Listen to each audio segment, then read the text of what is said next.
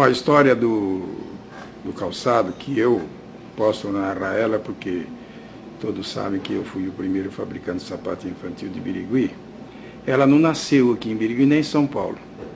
A nossa entrada no calçado começou em Nova Olímpia. Às vezes essa é uma das coisas que muitos livros já escreveram e não contaram essa história, porque talvez eu tenha me esquecido e tenha omitido isso daí. Ela nasceu na cidade de Nova Olímpia, que hoje é Gabriel Monteiro. Foi lá que nós tivemos a primeira sapataria, eu e o Francisco. Nós fomos aprender a fazer sapato com Pedro Bugarotti. Foi um rapaz que tinha recém-casado e minha mãe tinha uma pensão em Gabriel Monteiro. E ela cedeu um dos quartos e abriu uma porta para que ele pusesse a sapataria, mas com a incumbência de nos ensinar a fazer sapato. E de lá, então, nós aprendemos a fazer sapato. Com o tempo, mais tarde, esse rapaz saiu de lá.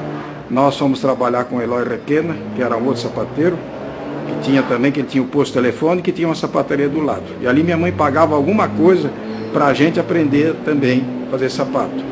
Mais tarde, nós colocamos uma sapataria que ficava ligado ao armazém do Pires. Nós tínhamos, nessa época, mais ou menos 14, 15, 16 anos por aí.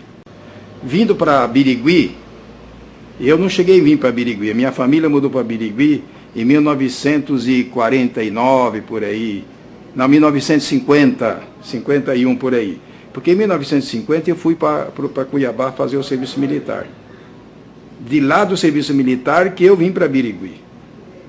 Quando eu cheguei do serviço militar, minha família estava morando já em Birigui. E aí eu comecei a trabalhar não como sapateiro, mas sim como servente pedreiro, como ajudante de serraria, enfim, como trabalhei na fábrica de macarrão Aldo Cinquini, até que um dia o Francisco, que já era sapateiro mais profissional, trabalhava com o carrinho de padeiro da padaria Silvares. Ele trabalhava na padaria e eu não tinha emprego, tinha chegado do serviço militar e não tinha emprego. Aí eu peguei o serviço do carrinho de pão e ele foi trabalhar nos Irmãos Tocuná, na Casa Noroeste, fazer sapato, que era a profissão dele. E eu, mais tarde, quando a padaria foi vendida, eu também fui obrigado a entrar novamente na profissão de aprendiz de sapato. Aí entrei primeiro com o Francisco na Noroeste, e depois, em seguida, com um auxiliar do Tiano na Biriguense, do Avac Bedoyan. Aqui em Araçatuba existia uma fábrica muito grande, era maior que todas as fábricas de Birigui, que era o Genésio Ramos, que tinha fábrica, curtume e loja. E eu trabalhei lá, trabalhei num libanês aqui em Penápolis, e depois trabalhei em Bauru, mais um tanto. Depois desisti, vim para Birigui, fiquei desempregado, porque não tinha fábricas aqui, que existia, era uma fábrica de sapato de homem, que todo mundo sabe, na Noroeste, e o Avac Bedoyan, que fazia sapatos masculinos, mas não tinha serviço para todo mundo. E daí eu resolvi ir embora para São Paulo. Aí fui embora para São Paulo e falei, vou me virar em São Paulo. E foi para isso que foi. E depois, em seguida, foi a família. E lá nós trabalhamos inicialmente sapato de homem, que era o que eu sabia, e depois apareceu um italiano que ia a fábrica de sapato infantil, estava procurando gente. E eu me interessei e fomos trabalhar com esse italiano. Ali foi que entrou o sapato infantil, que nós adoramos, porque era um sapato que eu achava na época que não existia região que tinha ainda aquele tipo de sapato, e também o capital era menor. Se gastava menos para fazer o sapato, porque era menos material. E eu havia me especializado naquele sapato infantil italiano. Foi aí que pôs na cabeça de quando viesse para Birigui, que era a nossa intenção voltar, que não se adaptava em São Paulo. Depois de 3 anos, nós retornamos a São Paulo com a ideia de pôr essa fábrica de sapato de criança.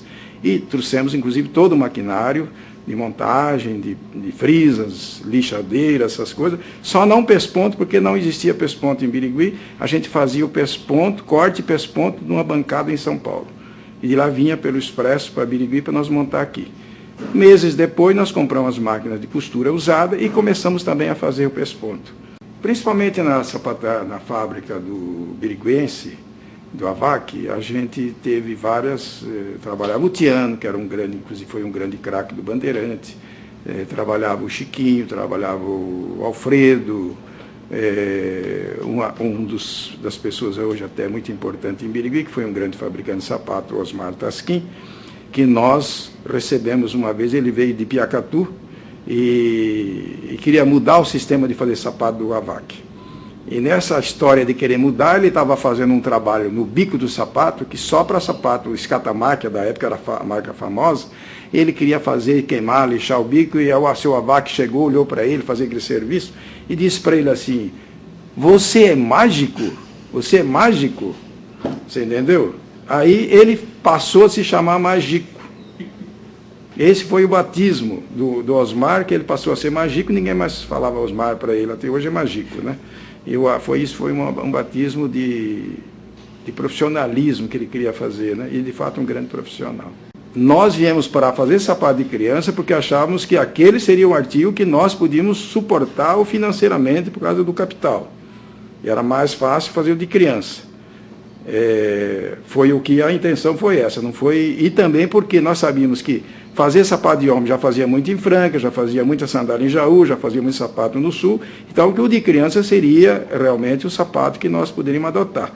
Tanto que a primeira fábrica começou com 11, 10, 12 empregados. Quase todos os funcionários que vieram para trabalhar nesta fábrica, esses 10, 12 empregados, vieram de fora. Acho que uns 5 ou 6 dormiam na minha casa. Eles se hospedavam, dormiam. Eu tive funcionários que dormiam no mesmo quarto onde eu dormia, e o Francisco. Nós éramos sorteiros. Então, o Francisco era casado, mas eu era sorteiro, e os funcionários dormiam, beliche, camas, e dormiam todos num quarto só, porque a casa não era tão grande. E minha mãe fornecia a comida para que eles pudessem ter um custo mais barato. Foi desse jeito que veio os primeiros cortadores, os primeiros montadores, os primeiros pespontadores que vieram para Birigui. Não eram mulheres. Hoje mulher é pespontadeira, antigamente era homem. Era muito raro esse tipo de trabalho, achar aqui na região. Alguns nomes, eu sei que o Nassib foi o primeiro modelista que veio para nós, para Birigui. Foi eu que trouxe para Birigui. E o Joãozinho, já falecido, o Nassib também já falecido, eu acho o Nassib já falecido. Tinha um tal de Pinga, tinha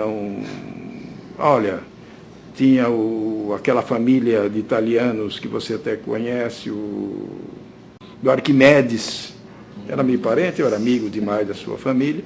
Esses foram os primeiros, um japonesinho, que me esqueço o nome, um frisador. Olha, nomes assim, hoje eu já estou